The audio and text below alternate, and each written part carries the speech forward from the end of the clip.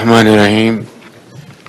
President Lula da Silva, Secretary General Antonio Guterres, Excellencies, ladies and gentlemen, Assalamu alaikum and a very good afternoon.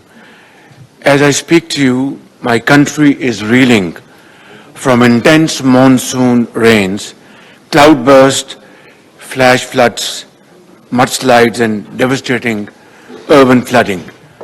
This climate-induced catastrophe has impacted over 5 million lives across 4,100 villages. Over 1,000 precious lives have been lost. We are facing this calamity at a time when the scars of the 2022 floods that inflicted losses exceeding $30 billion and displaced millions are still visible across our land, and Secretary Guterres is a witness to this catastrophe. Ladies and gentlemen, Pakistan's contribution to global greenhouse gas emissions is almost negligible, but we bear impacts far beyond our share.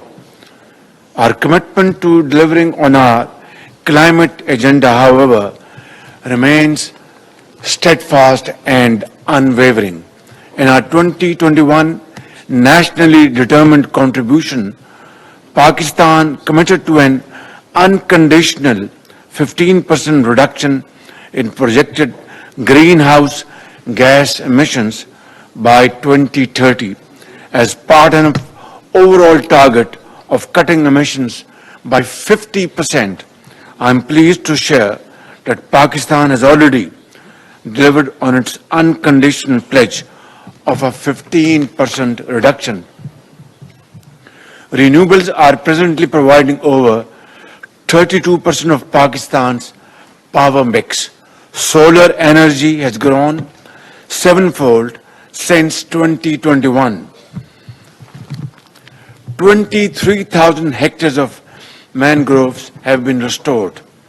However, the implementation of Pakistan's national adaptation plan is hampered severely due to inadequate international climate finance.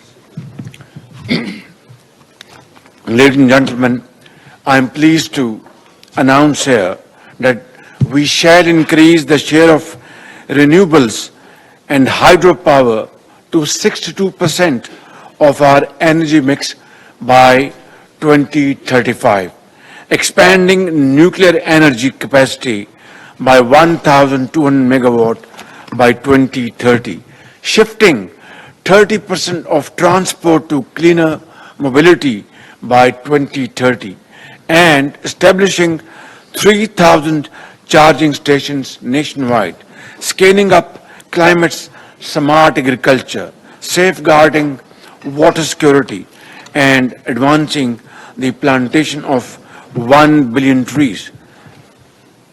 Excellencies, in conclusion, may I say, while